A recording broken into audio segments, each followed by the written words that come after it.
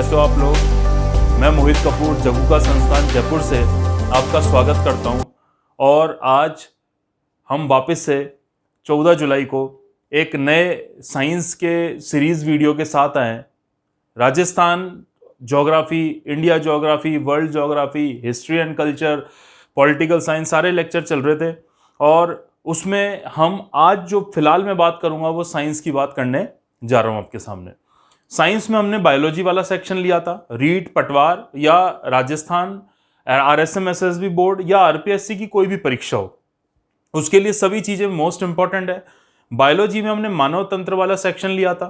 अगर आपने मानव तंत्र के पिछले 3-4 वीडियो मिस कर दिए तो पहले कृपया उन वीडियो को देखिए और फिर इस वीडियो पर आइए। आज मैं आपको बायोलॉजी के एक नए टॉपिक के साथ इसको स्टार्ट करने जा रहा हूं, जिसमें हम कंट्रोल एंड कोऑर्डिनेशन को पढ़ेंगे।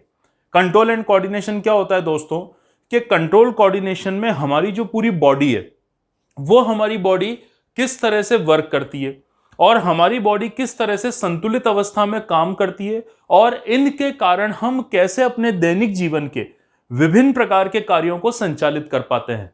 उन सबसे रिलेटेड ही आज का टॉपिक होने वाला है, जिसका नाम है कंट्रोल एंड कोऑर्डिनेशन, नियंत्रण व समन्वय। आपने देखा होगा दोस्तों, मैं आपको 2-3 उदाहरण के माध्यम से समझाऊंगा।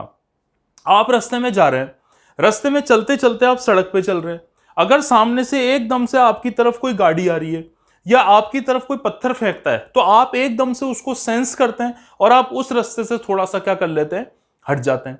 इसी तरह से आपने देखा होगा, आप कहीं पर जा रहे हैं और नंगे पांव जा रहे हैं, आपके पांव में कांटा चुभ गया तो आपको एकदम से दर्द होता है, कांटे चुभने का एहसास होता है, उसको आप निकालते हैं और उसकी पूरी प्रक्रिया करते हैं। इसी तरह से दोस्तों आपने देखा होगा, जब हम कोई खबर सुनते हैं, भले हम कोई विजुअली हमारी आंखों से कोई चीज देख रहे हो या हम कोई खबर सुन रहे हो, तो हमें किसी खबर को सुनने के बाद एकदम से एक्साइटमेंट होता है, कभी खुशी होती है, कभी एकदम से दुख होता है और कई ऐसी खबरें होती है जो हमको अंदर से तोड़ देती है। तो इस प्रकार के खबरों के बाद हमारी बॉडी जिस तरह से रिएक्ट करती है वो सब भी कंट्रोल एंड कोऑर्डिनेशन का हिस्सा माना जाता है। तो यहां तक आप ये समझ लीजिए कि भगवान ने मनुष्य का जो शरीर है उसे एक बिल्कुल इंजीनियरिंग जो मैकेनिकल मशीन होती है उसकी तरह डिजाइन किया है और इस मशीन को काम करने के लिए विभिन्न प्रकार के तंत्र एक साथ काम करते हैं, जिससे हम संतुलित रूप से अपने काम कर पाते हैं। भले वो आपकी कार या आपकी बाइक की ड्राइविंग करना हो, कहीं आपका जाना हो, आपके घर के काम करना हो, आपका सीढ़ियां उतरना हो, कोई भी काम हो सकता है। ठीक है, तो देखिए आज से शुरू करते हैं। सबसे पहला टॉपिक कंट्रोल एंड कोऑर्डिनेशन में सबसे पहले देखेंगे तो उसमें सबसे पहला तंत्र है हमारा तंत्रिका तंत्र। दोस्तों तंत्रिका तंत्र हमारा होता है नर्वस सिस्टम। ठीक है, जैसा आपने देखा होगा हमारा पूरा शरीर है, उसकी सबसे छोटी इकाई आपसे पूछी जाए तो आप सबका एक ही आंसर होगा, कोशिका यानी सेल। एक छोटी बिल्कुल ऐसी कोशिका जो हम अपनी नंगी आंखों से देख नहीं सकते, उस छोटी छोटी छोटी छोटी कोशिकाओं से मिलकर हमारे पूरे शरीर का निर्माण हुआ है। ठीक है, इसी तरह से शरीर में एक विशेष प्रकार की कोशिका होती है जिसको न्यूरॉन्स कहते हैं और एक जनरल लैंग्वेज में हिंदी में उसे तंत्रिका कोशिका के नाम से भी क्या करते हैं, जानते हैं। हमारी बॉडी में जितने भी आवेश होते हैं उन आवेश को कंट्रोल करने का जो काम करता है वो कौन सा करता है, तंत्रिका तंत्र करता है और इस तंत्रिका तंत्र को हम क्या कहते हैं, नर्वस सिस्टम कहते हैं। आपने एक जनरल बात साइंस में सुनी होगी, कई बार आपके किसी विद्वान फैकल्टी या टीचर्स ने पढ़ाया भी होगा कि हमारे पूरी बॉडी का जो कंट्रोल है वो हमारे ब्रेन से, हमारे मस्तिष्क से होता है। इसका मतलब तंत्रिका तंत्र का कंट्रोल भी कहां होना चाहिए, ब्रेन में होना चाहिए और पूरी बॉडी का जो कंट्रोलिंग पॉइंट है वो सारे के सारे भी कहां होने चाहिए, हमारे ब्रेन में होने चाहिए। तो हम यहां पर 3 प्रकार के तंत्रिका तंत्र पढ़ेंगे। पहला तंत्रिका तंत्र हम पढ़ेंगे केंद्रीय तंत्रिका तंत्र, मोस्ट इंपॉर्टेंट है, मैं इसी पे पूरा जोर दूंगा, जिसको हम सेंट्रल नर्वस सिस्टम के नाम से जानते हैं, जिसमें 2 चीजें आती है, एक तो आपका मस्तिष्क आता है और एक आपकी मेरु रज्जु, जो आपके मस्तिष्क से पीछे होती हुई पीठ से निकलती हुई जा रही है वो पूरी मेरु रज्जु आती है। ठीक है, आप कहीं जा रहे हैं, आपको पिन चुभ गई, पिन चुभते ही आपको ऐसे एहसास होता है कि ये पिन चुभ गई, मेरे दर्द हो रहा, आप तुरंत अपना हाथ पीछे खींच लेते हैं। ये किस कारण संभव हो पाता है, तंत्रिका तंत्र इस सिग्नल को सेंड करता है और उसके बदले आप तुरंत क्या कर लेते हैं, हाथ हटा लेते हैं। आप किचन में खाना बना रहे हैं, एकदम से आपका हाथ जल गया तो तुरंत आप उंगली को हटाते हैं या ठंडे पानी से उसे धोते हैं। तो वो भी किसके माध्यम से पॉसिबल होता है, तंत्रिका तंत्र के माध्यम से होता है। तो दोस्तों केंद्रीय तंत्रिका तंत्र, परिधीय तंत्रिका तंत्र, पेरिफेरल होता है, इसका भी कुछ बेसिक वर्क है मैं बताऊंगा आपको, और एक होता है आपका स्वायत्त तंत्रिका तंत्र। ठीक है, तीनों मेनली वर्क करते हैं। केंद्रीय बहुत मोस्ट इंपॉर्टेंट है हमारे लिए, और ये स्वायत्त तंत्रिका तंत्र है, ये दो प्रकार का होता है।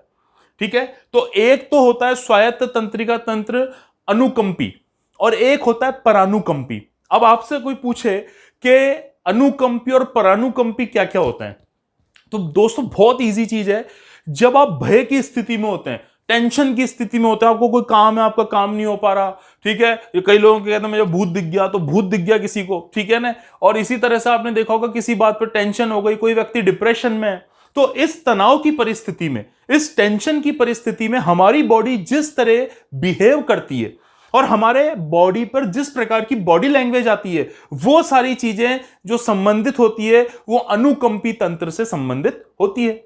और इसी तरह से हमारी एक दूसरी स्थिति होती है, यानी हम बहुत ही रिलैक्स की स्थिति में, आराम की स्थिति में, सोती हुई स्थिति में, माइंड एकदम रिलैक्स है, तो उस कंडीशन में परानुकंपी तंत्र होता है। तो हमारा भय या तनाव या हमारा रिलैक्स होना, ये पूरा जिस तंत्र से संबंधित है वो हमारा कौन सा हो गया, स्वायत्त तंत्रिका तंत्र हो गया। ठीक है, तो देखो यहां हम केंद्रीय तंत्रिका तंत्र में मस्तिष्क का अध्ययन करेंगे और मेरु रज्जु का अध्ययन करेंगे। कुछ एक टर्म्स होती है जो एग्जाम में आपसे पूछी जाती है, तो हम उसको भी बताने की क्या करेंगे, आपके सामने कोशिश करेंगे। ठीक है, इसी कंट्रोल एंड कोऑर्डिनेशन का जो दूसरा पार्ट होता है, ये दूसरा पार्ट होता है आपका अंतःस्त्रावी तंत्र, यानी एंडोक्राइन सिस्टम। आपने बहुत सुना होगा साइंस में अंतःस्त्रावी ग्रंथियां। ठीक है, ग्रंथियों को इंग्लिश में क्या कहते हैं, ग्लैंड्स कहते हैं। अब ये होती क्या है, तो पहले तो ग्रंथियां क्या होती है। ग्रंथियां विशेष प्रकार के कार्य के डिजाइन होने की संरचनाएं हैं जिन पे विशेष प्रकार के पदार्थ निकलते हैं और हमारी जो जैव रासायनिक अभिक्रिया या मेटाबॉलिज्म है वो संचालित होते हैं। अब दो तरह की ग्रंथियां होती है, एक बाह्यस्त्रावी ग्रंथि, एक अंतःस्त्रावी ग्रंथि। हम बहुत बार कंफ्यूज होते हैं, हम सोचते हैं जो ग्रंथियां शरीर से बाहर है वो बाह्यस्त्रावी है और जो ग्रंथियां शरीर के अंदर है वो अंतःस्त्रावी है, परंतु दोस्तों ऐसा नहीं होता। इनके कार्य के आधार पर इनका विभाजन किया गया है। जैसे वह ग्रंथियां जिनमें प्रॉपर नलियां होती है, वाहिकाएं होती है, पाइप्स होते हैं और उसके माध्यम से किसी पदार्थ का स्त्रवण करती है, पदार्थ को रिलीज करती है, इस प्रकार की ग्रंथियों को बाह्यस्त्रावी ग्रंथि कहते हैं, भले ही शरीर के बाहर हो या शरीर के अंदर हो। इसी तरह से दूसरे चीज की हम बात करेंगे, अंतःस्त्रावी ग्रंथियां जरूरी नहीं है कि बॉडी के अंदर ही हो। ठीक है, अंतःस्त्रावी ग्रंथियां वो होती है जो नलिका विहीन होती है। ठीक है, और ये विशेष प्रकार के रासायनिक पदार्थ को स्त्रावित करती है। उस विशेष रासायनिक पदार्थ को ही हम कहते हैं हार्मोन। आपको पता है मैंने लास्ट टॉपिक आपका ब्लड वाला लिया था और मैंने कहा था जो ब्लड में प्लाज्मा होता है वो हमारे हार्मोन को पूरी बॉडी में क्या करता है, सर्कुलेट करता है। तो हार्मोन्स क्या होते हैं, शरीर की विशिष्ट प्रकार की क्रियाओं का जो कंट्रोल करेंगे, उन्हीं पदार्थों को हार्मोन कहते हैं और बहुत ही सूक्ष्म मात्रा में हमारी शरीर से स्त्रावित होते हैं। तो हम यहां पे मेनली अभी बाह्यस्त्रावी नहीं करके आपको अंतःस्त्रावी ग्रंथियां मैंने बताई, और अंतःस्त्रावी ग्रंथियों से मिलकर हमारा जो बना हुआ पूरा तंत्र होता है उसको हम क्या कहते हैं, अंतःस्त्रावी तंत्र कहते हैं। मोस्ट इंपॉर्टेंट है, ये मान के आप चलना कि परीक्षा में लगभग एक प्रश्न तो इसमें मिनिमम पूछा ही जाता है। ठीक है, अब देखो अंतःस्त्रावी ग्रंथियां कौन कौन सी है, इनका हमें क्या करना है। देखो आपको एक तो अंतःस्त्रावी ग्रंथियों के नाम याद होने चाहिए। ठीक है, दूसरा आपको इन ग्रंथियों के नाम के साथ इनके कार्य पता होने चाहिए। तीसरा आपको इन ग्रंथियों की लोकेशन पता होनी चाहिए। और या फिर कुछ ग्रंथियां ऐसी है जिनके माध्यम से क्या होता है, उनमें से निकलने वाला हार्मोन की कमी या दिखता है, तो उससे संबंधित कौन सा रोग हो जाता है मनुष्य में वो पता होना चाहिए। हालांकि मैं डिजीज वाला टॉपिक सेपरेटली आपके सामने लेकर आऊंगा, तो मैं एक शॉर्ट में बता देता हूं क्योंकि नेक्स्ट क्लास से मैं इन अंतःस्त्रावी तंत्र को शुरू करूंगा। तो एक आपको आज केवल मैंने बेसिक ब्रीफ डिस्क्रिप्शन दिया है कि आपको पता चले कि हम पढ़ क्या रहे हैं। तो देखो ये हमारा मस्तिष्क है, इसमें एक ग्रंथि का नाम सुना होगा आपने जिसको हम कहते हैं पीयूष ग्रंथि। क्या कहते हैं हम, पीयूष ग्रंथि कहते हैं, जिसको मास्टर ग्रंथि भी कहते हैं। इसी तरह हमारे मस्तिष्क में ग्रंथि होती है, इस ग्रंथि को हम कहते हैं पीनियल ग्रंथि। ठीक है, बायोलॉजिकल क्लॉक की तरह काम करती है। इसी तरह मस्तिष्क में हमारी ग्रंथि होती है थैलेमस और हाइपोथैलेमस। तो इस प्रकार की 3-4 प्रमुख ग्रंथियां कहां होती है? हमारे मस्तिष्क में होती है, बहुत ही छोटी कम मात्रा में हार्मोन्स को निकालती है। नीचे की तरफ आएंगे तो हमारा जो गला होता है, ये हमारा देखो पूरा गला है, यहीं पर एच आकार की कौन सी ग्रंथि होती है? बोलो, बिल्कुल इंपॉर्टेंट है, थायराइड ग्रंथि। कौन सी ग्रंथि होती है? थायराइड। और थायराइड के बैक साइड यानी गले के अंदर ही थायराइड के बैक साइड कौन सी ग्रंथि होती है?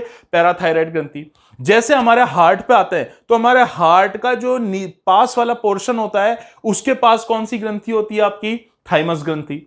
जैसे ही आपने देखा होगा हमारे अग्नाशय में जाते हैं पेंक्रियास के पास, तो कौन सी ग्रंथि होती है? अग्नाशय ग्रंथि।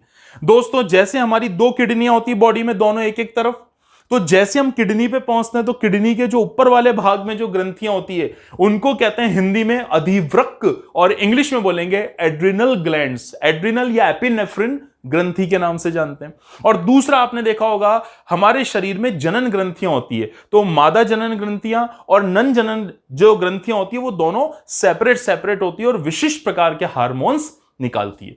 तो मैंने आपको जितनी भी ग्रंथियों के नाम बताएं उन सबसे निकलने वाले जो विशिष्ट पदार्थ होते हैं उनको हार्मोन कहते हैं, और हार्मोन्स का अध्ययन इसके अंतर्गत किया जाता है। तो दोस्तों, उम्मीद है आपको ये जो डिस्क्रिप्शन मैंने आज दिया था ये पसंद आया होगा, और इस डिस्क्रिप्शन के अकॉर्डिंग ही आपको अपनी चीजों को क्या करना है? 1 बाय 1 करते जाना है। और इसके बाद अब हमारी जो नेक्स्ट क्लास होगी यानी जो 15 जुलाई की क्लास होगी, तो मैं आपको अंतःस्रावी तंत्र शुरू कराऊंगा। ठीक है, साथ ही साथ मैं एक काम और करूंगा, आपको 1 से 2 दिन में जितने हमने साइंस वाले टॉपिक कर लिए उनसे रिलेटेड ऑब्जेक्टिव क्वेश्चन भी आपके सामने लेकर आएंगे और आपको इस पे क्या करवाएंगे? सॉल्व कराएंगे। ठीक है, तो तब तक के लिए आपका बहुत बहुत धन्यवाद।